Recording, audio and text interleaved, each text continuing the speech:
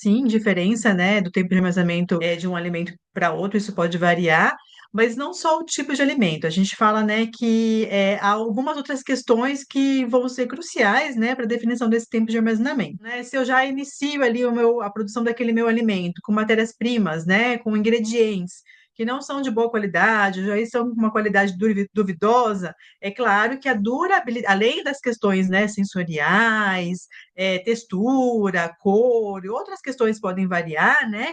O tempo de armazenamento desses alimentos também pode ser comprometido. Então, a qualidade da matéria-prima pode ter um impacto no tempo de armazenamento deles. Quanto melhor a qualidade dessa matéria-prima, maior o tempo de armazenamento. Além disso, né, a gente também fala que as condições de preparo também podem influenciar nesse tempo de armazenamento. Então, a segurança e a durabilidade desse alimento também vai depender, né, da higiene utilizada durante o preparo.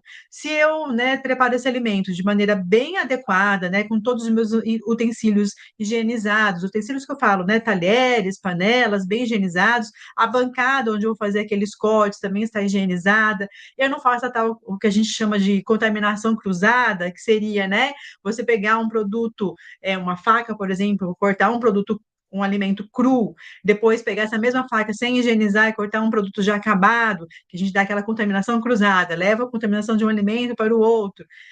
Se durante o preparo daquele alimento as minhas condições são adequadas, higienicamente falando, esse alimento também ele vai durar mais tempo. O tempo de armazenamento desse alimento também vai depender da origem desse alimento. Então, claro que alimentos secos, com menor umidade, eles vão durar mais tempo na prateleira do que alimentos mais úmidos, que são aqueles que a gente chama os mais perecíveis, aqueles que têm um pH mais elevado, como, por exemplo, né, carnes, ovos, leites e seus derivados. Esses alimentos, né, que são os chamados alimentos perecíveis, porque eles têm muita água. Então, como eles têm uma quantidade muito grande de água e também, né, nutrientes, claro, proteínas, vitaminas, como eles são bons para nós, eles também vão ser bons para quem? Para os micro-organismos. Então, eles vão ser mais fáceis de ser, né, deteriorados, vão ser estragados, né, por esses micro-organismos. A gente fala que alimentos crus, eles vão durar menos tempo na geladeira do que alimentos já pré-cozidos, por exemplo. Porque quando eu passo esse alimento por uma etapa de temperatura, numa cocção, por exemplo, eu já elimino uma parte ali daquela contaminação natural do alimento. Os micro-organismos, eles estão em todos os ambientes. A gente não tem nenhum ingrediente isento de micro-organismo, porque eles estão na natureza, eles estão no ambiente, no ar, no solo, em todos os lugares.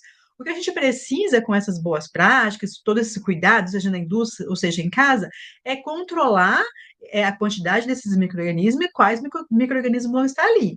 No geral, a gente fala que se tudo foi adequado, a matéria-prima de qualidade, o preparo, né, foi higiênico, foi tudo dentro da segurança, o alimento ele pode durar ali, né, na geladeira até ali uns 5 dias, salvo algumas exceções, por exemplo, pescados, que são, né, os peixes, né, crustáceos, moluscos, que são mais perecíveis, porque eles têm maior quantidade de proteína, têm gorduras que são mais fáceis de ser degradadas, ele tem bastante quantidade de água, esses é recomendado que a gente deixe menos tempo, né, na geladeira, armazenado para ser consumido. Então, a gente fala ali de cerca de 72 horas no máximo.